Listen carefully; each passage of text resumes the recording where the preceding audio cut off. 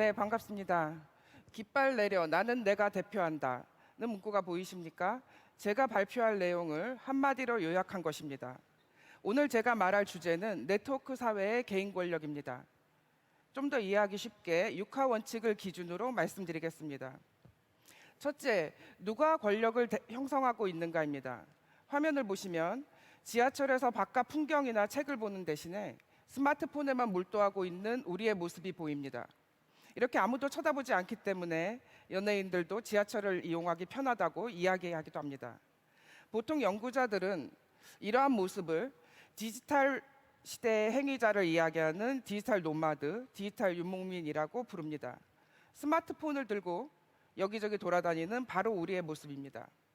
언제 어디서나 스마트폰을 쓰고 있기 때문에 국가, 민족, 기업, 그리고 조직의 구성원이라기보다는 나이, 인종, 지역, 성별, 국적을 불문하고 스마트폰을 가지고 있는가가 가장 중요합니다. 언제나 연결되어 있기 때문에 모두 연결되어 있다는 사실을 모든 개인이 알고 있습니다. 이 그림 보이시죠? 처형당했지만 자신의 머리를 들고 이동했다고 전해지는 성인의 모습입니다. 미래학자 피터 힌세는 이 그림을 현대인에 빗대기도 했습니다.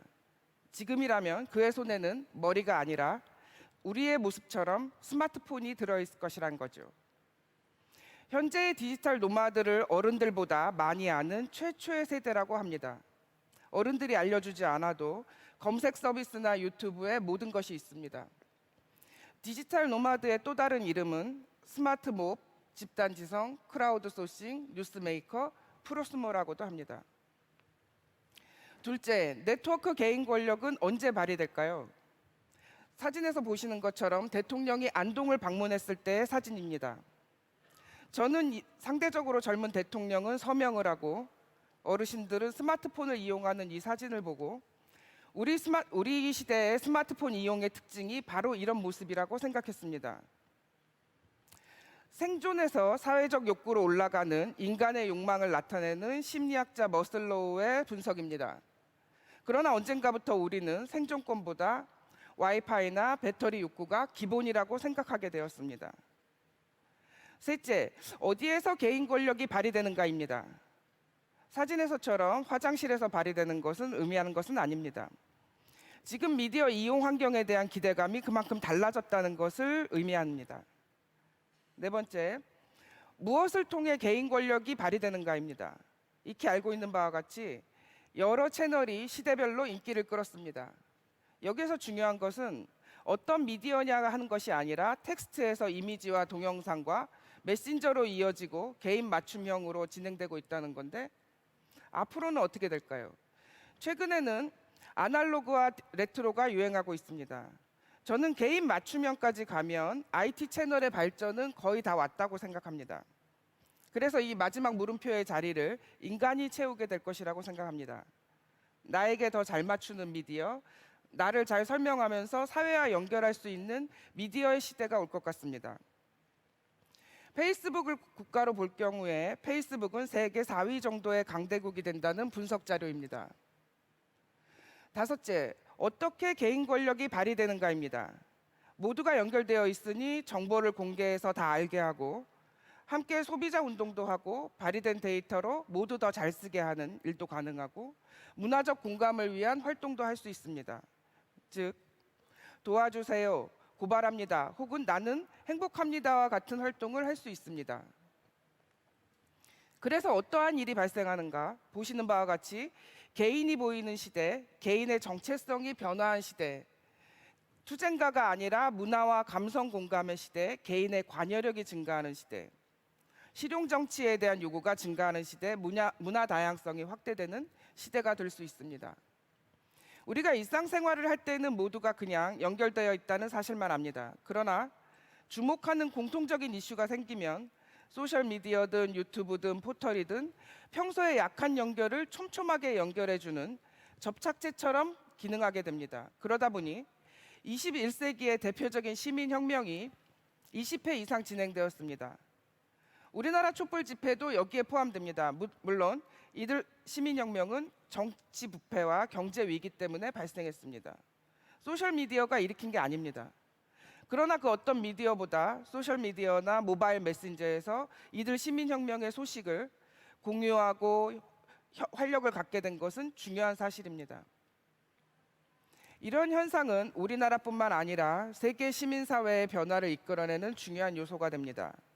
올해 초 미국에서도 눈에 띄는 시민운동이 있었습니다. 총기 규제를 촉구하는 우리의 생명을 위한 행진 사례를 SDF-팀이 직접 취재했습니다. 지난 2월 14일 미국 플로리다 마조리 스톤맨 더글라스 고등학교에서 총기 난사 사건이 발생해 17명이 숨지고 16명이 크게 다쳤습니다. 2000년 이후 미국에서 학생들을 대상으로 발생한 20번째 총기 난사 사건이었습니다. 콜럼바인 고등학교에서, 버지니아 공대에서, 샌디욱 초등학교에서 수십 차례 총기 난사 사건이 반복됐지만 달라진 게 없다는데 학생들은 분노했습니다. We are going to change the law. That's going to be Marjory Stoneman Douglas in that textbook, and it's all going to be due to the tireless effort of the school board, the faculty members, the family members, and most importantly, the students. They say that tougher gun laws do not decrease gun violence.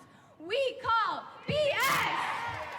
That us kids don't know what we're talking about, that we're too young to understand how the government works. We call BS! 플로리다 생존 학생들이 주축이 된 총기 규제 촉구 시위, 우리의 생명을 위한 행진에는 미국 800여 개 도시에서 200만여 명이 참여해 미국 역사상 가장 큰 시위의 하나로 기록됐습니다. 보스턴에서 우리의 생명을 위한 행진을 이끈 고등학생 활동가 비키 아나는 피해 학생들이 직접 대중 앞에 나서 총기 규제를 요구한 게 앞서 일어났던 다른 사건과의 차이점이라고 말합니다. Never before in a school shootings have you seen the actual victims, have you seen the students stand up and say, no, this is unacceptable, you must do something to stop it. My life is valuable, it's more valuable than a gun. I think that's what was so different than the other shootings. 피해 학생들의 주장이 SNS를 통해 퍼지면서 이에 공감한 시민들이 전국에서 총기 규제 시위에 동참했다는 겁니다. Social media definitely was a huge aspect. We were able to hear their voice and feel their pain. That was really powerful. And with the march itself, we were able to spread information like wildfire. 과거와는 달리 이들의 주장은 넓고 빠르게 확산했고 정책 결정권자들을 압박하는 수단으로 사용됐습니다. In the past, because many things are structured in a way that's more hierarchical, individuals, they don't feel that they are empowered to make significant change in the country, in society. However, because of social media and other newer media platforms, it's much easier for people to get together. Not only it's easier for them to get together, but also voice their opinion easier to the decision makers. 플로리다에서는 이번 사건을 계기로 총기 구매 연령을 18세에서 21세로 올렸고 총기 구매 시 경찰을 통해 법원에 구매 승인 명령을 받게 하되 구매자 신원 조회를 위해 최소 3일의 대기 기간을 두는 법안을 통과시켰습니다. 총기 사고 해결을 위한 시민들 간의 연대와 협력이 법과 제도의 변화로 이어졌다는 분석입니다. 집회를 중심으로 총기 규제 운동을 펼치던 우리의 생명을 위한 행진 참가자들은 이달 6일 미국 중간 선거를 앞두고 우리의 생명을 위한 투표라는 새로운 운동을 벌이고 있습니다. 연결된 개인들이 만들어내는 힘이 투표를 통해 법과 제도에 적용될 수 있을 때만이 더 큰 근본적인 변화를 만들어낼 수 있다고 믿기 때문입니다. It has to be about us coming together and working together. That's the only way we can solve this. And it's just about us being human beings caring about each other. And that's why when it comes to that vote for our lives thing, it's not like vote Republican, it's not vote Democrat, it's vote.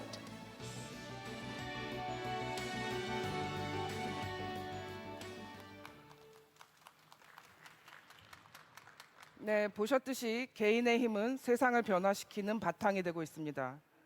그렇다면 정부나 정당도 있고 기업도 있는데 왜 개인일까요? 아마도 이 부분이 핵심 같은데요. 산업사회의 개인보다 훨씬 개인의 정체성이 다양해지고 있습니다. 하지만 여러 가지 기회가 상실돼 있고 개인을 대표할 것이 없습니다. 그런데 기존 대표자들의 잘못을 매번 되풀이하여 보게 됩니다. 또한 매일 구호만 외치는 투쟁적인 사회운동에 참여하기에는 너무 부담스럽습니다. 그러니 멀리 있는 제도보다는 가까이 연결된 이웃을 찾게 됩니다. 그래서 부담 없이 그러나 지속적으로 나를 알리는 유연한 방식을 선택하게 됩니다. 소속이 없어도 팬클럽이든 온라인 커뮤니티든 여러 곳에 유연한 소속을 갖고 즐기면서 주장이나 캠페인을 진행할 수 있습니다. 듣도 보도 못한 표현 방식이 출현하게 되는 것입니다. 전체를 위하기보다 나를 중심으로 표현하게 되는 것입니다. 지금까지 6화 원칙에 따라서 네트워크 사회 개인 권력의 모습을 살펴보았습니다. 과거에는 지역, 종교, 도시와 농촌, 자본을 중심으로 세상이 구분되었고 개인보다는 대표자와 국가와 조직 등이 중요했습니다. 그런데 이제 세상은 좀 달라지고 있습니다. 의무도 강했지만 권리도 중요합니다. 제도는 생활보다 너무 멀리 있다는 것을 종종 절감합니다. 계층의 시대, 계급의 시대, 세대의 시대.